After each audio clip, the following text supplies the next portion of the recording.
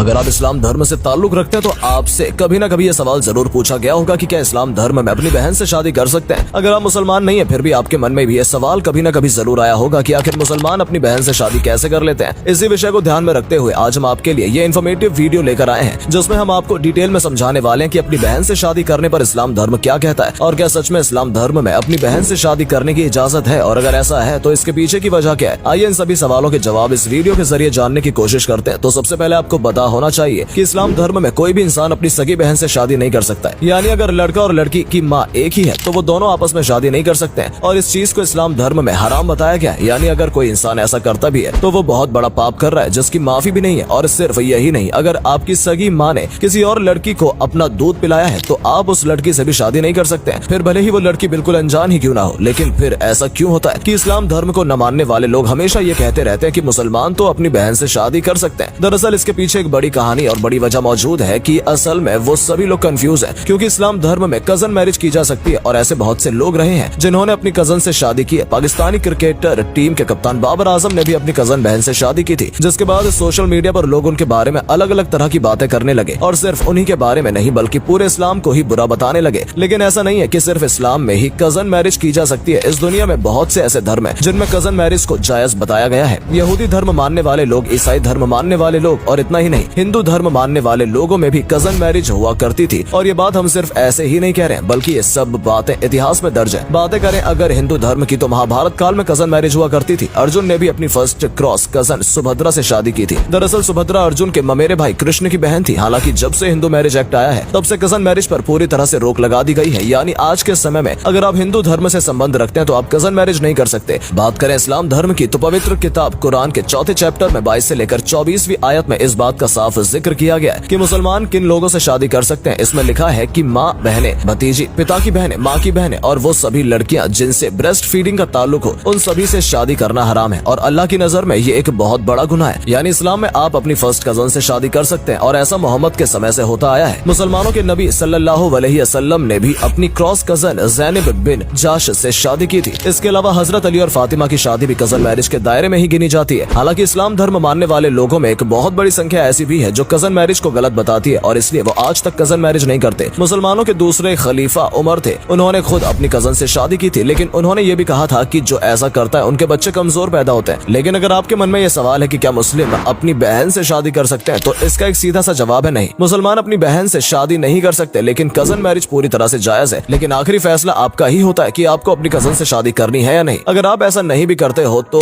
उसमें कोई परेशानी की बात नहीं है, और ना ही आपके ऊपर किसी तरह का कोई गुनाह होगा। तो अगर आपके मन में भी हमेशा से ये सवाल चलता रहता था कि क्या मुस्लिम अपनी बहन से शादी कर सकते हैं, तो हम उम्मीद करते हैं इस वीडियो को देखने के बाद आपको अपने सभी सवालों के जवाब मिल गए होंगे। और इसके अलावा और किन धर्मों में कजन मैरिज की जा सकती है, इसके बारे में भी हमने आपको वीडियो में बता दिया है। तो अगर वीडियो पसंद आई तो वीडियो को लाइक करें और जाते जाते चैनल को सब्सक्राइब जरूर करते जाएं, ताकि हमें भी इस तरह की वीडियो बनाने के लिए मोटिवेशन मिलती रहे। धन्यवाद।